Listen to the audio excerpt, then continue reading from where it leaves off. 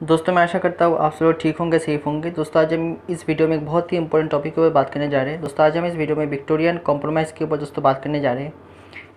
इसका क्या बैकग्राउंड है, क्या मीनिंग है और विक्टोरियन कॉम्प्रोमाइज़ का क्या इम्पैक्ट रहा है लिटरेचर में।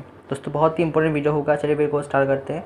वीडियो को स्टार्ट करने से पहले दोस्तों प्लीज़ सब्सक्राइब कीजिए, उसके बाद बेल आइकन को प्रेस करके और ऑप्शन क्लिक कीजिए। थैंक यू सो मच दोस्तों। चलिए वीडियो को स्टार्ट करते हैं। Let's begin.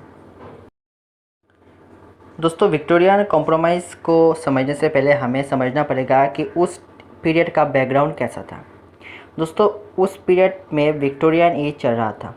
1836 से लेकर 1901 तक विक्टोरियन एज चल रहा था। क्यों दोस्तों? क्योंकि उस टाइम पे इंग्लैंड की क्वीन थी, क्वीन विक्टोरिया। उस टाइम पे क्वीन विक्टोरिया इंग्लैंड को रूल कर रही थी, तो इसलिए इस एज को कहा जाता है विक्टोरियन एज। दोस्तों 1901 में क्वीन विक्टोरिया का डेथ हो जाता है और इसी के साथ साथ विक्टोरियन एज का ख़त्म हो जाता है।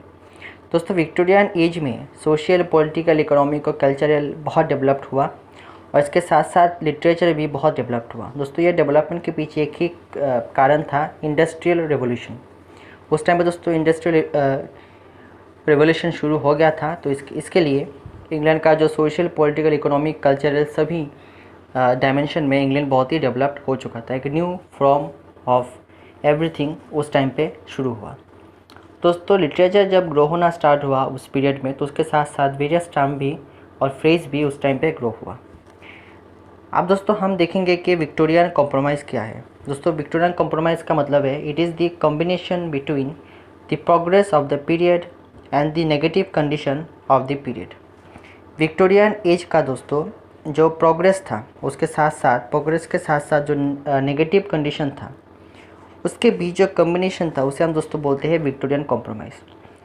दोस्तों हमने पहले भी बात किया था कि इंडस्ट्रियल रेवोल्यूशन के द्वारा उस टाइम पे बहुत डेवलप्ड हुआ, लेकिन दोस्तों हर अच्छा चीज़ के पीछे एक बुरा चीज़ भी होता है। तो इंग्लैंड तो एक तरफ से बहुत डेवलप्ड हो रहा था, लेकिन उसके साथ साथ इंग्लैंड का एक बहुत बड़ा क्लास जो पुअर था, उनका कंडीशन धीरे धीरे ख़राब हो रहा था।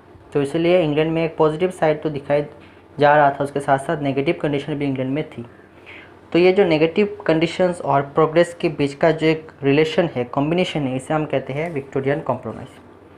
ठीक है दोस्तों, अगर हम बात करें कि विक्टोरियन कॉम्प्रोमाइज़ में लिटरेचर का क्या इम्पैक्ट रहा है, दोस्तों उस टाइम के जो लेखक थे, राइटर थे, उन्होंने दोस्तों उस टाइम के जो अच्छा और बुरा सिचुएशन था, कंडीशन था, उसको दोस्तों आपका एड्रेस किया था उस टाइम के लिटरेचर में। क्योंकि उस टाइम पे साइंटिफिक डेवलपमेंट हुआ था और इसके साथ साथ कुछ हद तक जो सोशल कंडीशन था वो भी ठीक नहीं था। तो एक तरफ तो डेवलप्ड हो रहा था नेशन, उसके साथ साथ जो कंट्री का एक साइड अनडेवलप्ड था। तो इसके साथ साथ उस टाइम पे जितना भी कंडीशन थे, कंटेम्प्रेरी जो भी कंडीशन थे, अच्छे बुरे, तो उस टाइम के जो लिटरेचर था उसमें वो सब चीज़ें लेखक शो करते थे। दोस्तों ये रहा इम्पैक्ट। तो थैंक यू सो मच दोस्तों। आज इस वीडियो में हमने विक्टोरियन कॉम्प्रोमाइज़ क्या है, क्या बैकग्राउंड और क्या इम्पैक्ट रहा है लिटरेचर में, ये देखा है।